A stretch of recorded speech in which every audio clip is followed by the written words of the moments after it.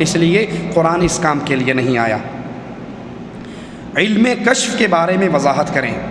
علم کشف بھائی جن کو ہوتا ہے ان سے پوچھو، ہمیں تو کبھی نہیں ہوا۔ مولانا طارق جمیل کہتے ہیں، طارق جمیل تبلیغی جماعت کے ایک بزرگ ہیں، وہ ان کی ایک میں تقریر سن رہا، کہتے ہیں کہ ایک سید زادی والی سمرقند کے پاس گئی اور اسے کہا میں سید زادی ہوں، تو مجھے رات کی پناہ دے دے، میں اہل بیت میں سے ہوں۔ اس نے کہا یہاں ہر کوئی اہل بیت میں ہونے کا دعوے دار ہے، تو گواہ لے کر آ، گواہ لے کر آ، تو اہل بیت میں سے ہے۔ اس نے کہا رات کا اندھیرا ہے، کہاں سے گواہ لاؤں؟ کسی نے کہا یہ تجھے کچھ نہیں دے گا، وہ آگ کا پجاری پارسی بیٹھا ہے، اس کے پاس چلی جا۔ اس کے پاس گئی، کہا میں رسول کی بیٹی ہوں، مجھے پناہ دے دے۔ اس نے فوراً پناہ دے دی۔ اب یہ رات کو والی سمرقند سویا تو اس نے خواب دیکھا کہ میں جنت میں ہوں، بہت خوبصورت محل ہے، تو اس کے دروازے پر اللہ کے نبی کھڑے ہیں۔ میں نے کہا اللہ کے نبی یہ محل کس کا ہے؟ کہا مسلمان کا۔ میں نے کہا اللہ کے نبی میں بھی مسلمان ہوں۔ کہا تو مسلمان ہے تو گواہ لے کر آ، رات میری بیٹی تیرے پاس آئی تھی پناہ مانگنے کے لیے، تو نے کہا تھا گواہ لے کر آ، اب تو اپنے اسلام پہ گواہ لے کر آ۔ یہ ہڑبڑا کر اٹھا، کہا بہت بڑی غلطی ہوگی، باہر بھاگا، لوگوں سے کہا وہ ایک آئی تھی کہاں گئی؟ کہا وہ اس پارسی کے پاس گئی۔ صبح صبح اس کا دروازہ بجایا اور اس پارسی جب باہر آیا کہنے لگا جو منہ میں آتا ہے مانگ لے، یہ خاندان مجھے واپس کر دے۔ کہا سودا جان کر دیکھ کر کوئی واپس نہیں کرتا، جو خواب تو دیکھ رہا تھا وہی میں دیکھ رہا تھا۔ لائن ملی ہوئی تھی، بلیوٹوتھ کے ذریعے ادھر بھی رسالہ جا رہا ہے، ادھر بھی۔ یہ انٹرنیٹ اب آیا ہے، ادھر پرانا انٹرنیٹ، طارق جمیل صاحب کا پرانا انٹرنیٹ چلتا ہے۔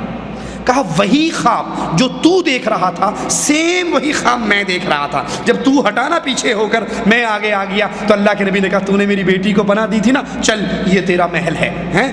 تو میں رات تک پارسی تھا، اب میں کلمہ پڑھ کے مسلمان ہو گیا، وہ محل مجھے مل گیا ہے۔ یہ جو کشف ہو جاتا ہے نا، جو وہ دیکھتا ہے یہ بھی دیکھتا ہے، برابر ہو جاتا ہے سارا کام، یہ علم غیب کا دوسرا نام ہے۔ اگر اس کو غیب کہیں گے تو بریلوی ماریں گے۔ کل تک ہمیں مشرک کہتے تھے یہ کہہ کر کہ اولیاء اللہ انبیاء عالم الغیب ہوتے ہیں، تو ہم پہ مشرک کا فتویٰ لگایا، تو انہوں نے نئی ٹرم نکالی ہے۔ وہ نئی ٹرم کیا ہے؟ کشف ہو جانا۔ اشرف علی تھانوی صاحب اپنی کتاب میں لکھتے ہیں کہ ہمارے ایک پیر ایک دوسرے پیر کی قبر پہ فاتحہ پڑھنے کے لیے گئے، تو فاتحہ پڑھ کے جب واپس آئے کہنے لگے بھائی یہ کون سے پیر تھے؟ کہا یہ فلاں فلاں پیر تھے۔ کہا بڑے دل لگی باز تھے۔ کہا کیوں؟ کہا جب میں فاتحہ پڑھ رہا تھا مجھے کشف ہوا، مجھے نیچے سے کہنے لگے چل کسی مردے پہ جا کے پڑھ، زندے پہ فاتحہ پڑھنے آ گیا، غلطی سے دبا دیا ہوگا کسی غریب نے اس کو۔ تو یہ کشف علم غیب کا دوسرا نام ہے، قبر کا کشف ہو جانا۔ احمد رضا خان بریلوی بھی لکھتے ہیں ملفوظات میں، اور مولوی سکریہ بھی لکھتے ہیں فضائل اعمال میں کہ ایک نوجوان تھا، وہ نوجوان مشہور تھا، اسے کشف ہو جاتا ہے جنت جہنم میں کیا ہو رہا ہے، ایک سیکنڈ میں پورا چینل چل جاتا ان کے سامنے۔ اچانک ایک دن بیٹھا روٹی کھا رہا، چیخ مار کے رونے لگ گیا۔ ہم نے پوچھا کیوں روتا ہے؟ کہا میری ماں جہنم میں جل رہی ہے۔